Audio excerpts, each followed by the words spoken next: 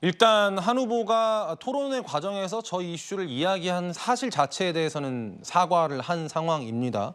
그런데 국민의힘 전당대회 토론회가 거듭할수록 좀 갈등이 격화되는 모습이 보여서 그런지 작년 대비 투표율이 좀 낮은 상황입니다. 김 전 부대변인께서 보실 때는 투표율이 낮은 이유를 어떻게 해석을 하시나요? 제가 볼 땐 많은 분들이 실망하고 있다는 거는 이 이론의 여지가 없는 것 같습니다. 예. 저 또한 그렇고 지지자들이 저한테 이런 얘기를 하더라고요. 전대가 너무 길다. 빨리 끝났으면 좋겠다. 그런 실망감이 저 투표율에 반영이 됐다고 보는데요. 그렇다면 저 낮은 투표율이 누구한테 유리한가? 예. 누구한테 불리한가 그걸 봤을 때는 이른바 이제 대세론이라고 하지 않습니까? 예. 대세론이 있었다고 한다면 한동훈 후보 측에서는 계속 이게 투표율이 높아야지 본인들이 이겨야 된다고 생각하는데 사실 이준석 돌풍 21년도 상황했을 때는 그때 투표율도 높았습니다. 예. 실질적으로 1등이 됐죠. 그럼 이른바 그렇기 때문에 낮은 투표율이 대세론이 없다. 한동훈 후보한테 불리하다. 이런 관측이 있고요. 다른 측면에서 본다면 이른바 조직표가 없다. 소위 말해서 조직이 가동되지 않았다고 얘기를 하는 거죠.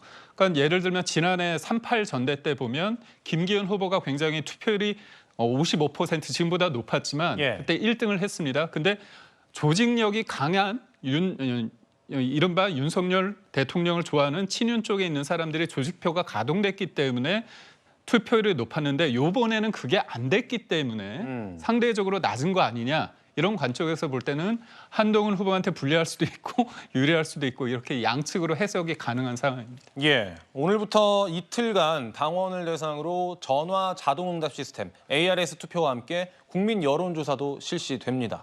그리고 이제 23일에 전당대회가 치러지는데 관건은 1차 투표에서 과반 득표자가 나오는지 안 나오는지, 그러니까 결선 투표를 갈 것이냐 말 것이냐인 것 같거든요. 구장호 선생님, 이게 왜 관건일까요? 그러니까 결선 투표를 가면 결과가 달라질 수 있다 이런 기대 때문일까요? 아닙니다.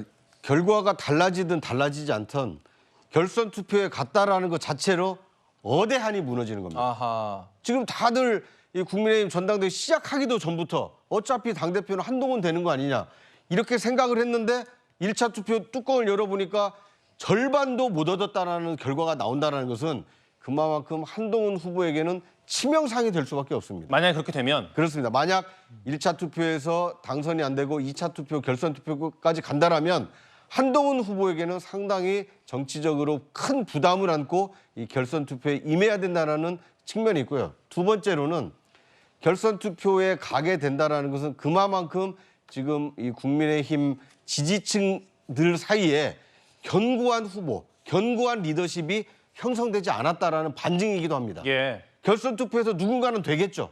결선에서 두 사람을 붙여서 당선자는 낼지 모르겠지만 그 사람이 과연 강력한 어떤 당을 이끌 만한 리더십을 행사할 수 있을 것이냐. 이거에 대해서는 상당한 이 의문점이 들 수밖에 없는 상황입니다. 그렇기 때문에 한동훈 후보 개인으로 봐서는 1차 투표에서 당대표가 되지 않는다면 굉장한 부담감을 안고 이 당을 이끌 수밖에 없고 또 결선 투표에서도 뒤집힐 가능성이 남아있기 때문에 한동훈 후보에게는 가장 치명적인 결과가 1차 투표에서 결론이 안 나는 것이다. 이렇게 말씀드릴 수 있을 것 같습니다. 알겠습니다. 당내에서는 전당대회 이후의 상황을 우려하는 목소리도 나오는 게 사실입니다. 그러니까 이렇게 갈등이 격화돼서야 당대표가 선출이 되더라도 당이 통합될 수 있겠느냐 이런 우려인 것 같은데요. 각 후보들의 막판 전략이라고 한다면 어떤 게 있을까요? 저는 그러니까 윤석열 대통령, 윤석열 정부의 어떤 성공 이 부분에 대해서 다 같습니다. 근데 그 과정이 다른 거죠. 한동훈 후보 같은 경우는 어떤 변화를 통해서 성공을 이끌어야 된다. 어떤 수평적 당정 관계를 통해서 대통령의 선거를 이끌어야 된다는 그런 측면이 강한 거고요. 나머지 부분은 우선은 원팀이 된다. 순서를 해야 되지만 대통령 임기가 3년이 남아있기 때문에 뭔가 화학적인 케미가 중요하다. 그렇게 얘기를 하고 있고요. 저는 제일 중요한 게 결국은 안정감이라고 봅니다. 누가 되든 대통령과의 관계도 중요하지만 이게 불안하면 안 되거든요. 단순하게 그냥 국정 3년을 잘 한다는 게 아니라 크게 이렇게 시야를 넓혀보면 지금의 민주당이 가만히 있지 않습니까? 가만히 있지 않지 않습니까? 그렇기 때문에 이 대통령을 탄핵시키고자 하는 저들의 논리, 그다음에 이재명 대표의 방탄의 저 국회, 이거를 봤을 때 안정감 있게 힘 있게 갈 수 있는 후보, 예측 가능한 후보에 대한 어떤 바람, 그리고 각 후보 측에서는 그런 것들을 강조할 것 같습니다. 알겠습니다. 국민의힘 상황 알아봤고요.